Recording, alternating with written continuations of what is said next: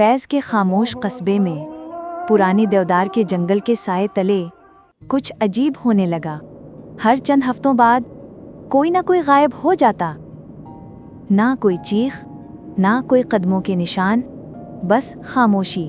एक शाम 16 साला यूसुफ मदरसे से अपने नए दोस्त रफ़ीक के साथ घर जा रहा था। एक लंबा लड़का जो सिर्फ 1 माह पहले क्लास में शामिल हुआ था।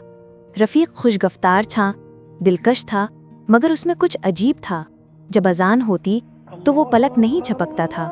वो मस्जिद में कभी दाखिल नहीं हुआ, बस बाहर खड़ा मुस्कुराता रहता। यूसुफ ने कभी ज्यादा ध्यान नहीं दिया। उसे रफ़ीक की बेखौफी पसंद थी।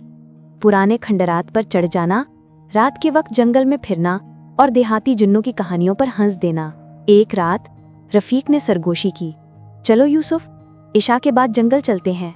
मैं तुम्हें वो चीज़ दिखाऊंगा जो 100 साल से किसी ने नहीं देखी। यूसुफ झिझका, मगर तजस्सुस गालिब आ गया।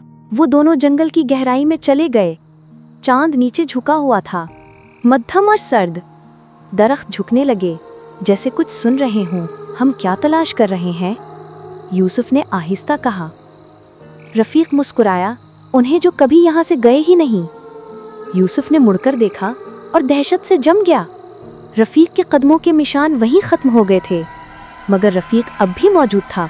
ज़मीन से चंद इंच ऊपर मुअल्लक उसकी आवाज़ गूंज उठी, गहरी, खौफनाक, हर सिमत से। तुम मेरे पीछे बहुत दूर तक आए हो यूसुफ, अब हमेशा मेरे साथ रहो। जंगल शोर से फट पड़ा, हवा चीखी, पत्ते सरसराए, साए दरख्तों के बीच दौड़ने लगे।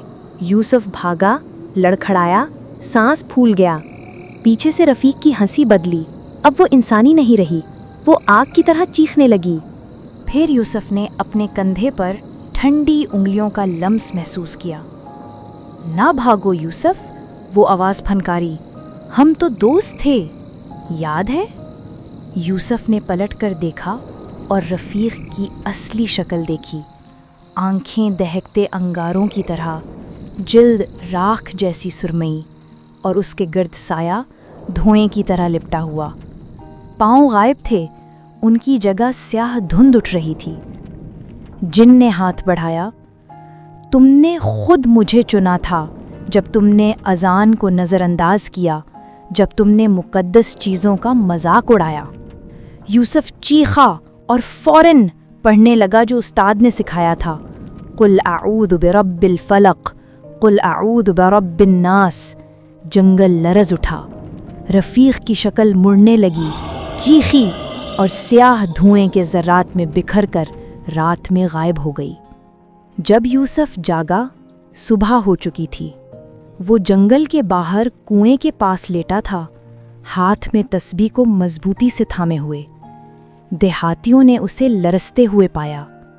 रफ़ीक को फिर किसी ने नहीं देखा, मगर जब कभी हवा देवदार के दरख्तों में गूंजती है, यूसुफ को अब भी वो सरगोशी सुनाई देती है, अपने दोस्त समझदारी से चुनो। अल्लाह ताला कुरान पाक में इरशाद फरमाते हैं, हाय काश मैं फलां को दोस्त ना बनाता, उसने मुझे ज़िक्र इलाही से हटा दिया जब वो मेरे पास आ चुका था। क्योंकि बाज़ औक़ात गलत दोस्त सिर्फ तुम्हारी राह नहीं बदलता, वो तुम्हारी रूह भी अपने साथ ले जाता है। तो प्यारे बच्चों, इंसान अपनी सोहबत से पहचाना जाता है, तो हमेशा सोच समझ कर दोस्ती करो। और हाँ, मज़ीद खूबसूरत इस्लामी कहानियों के लिए लाइक, शेयर और सब्सक्राइब करना मत भूलिए।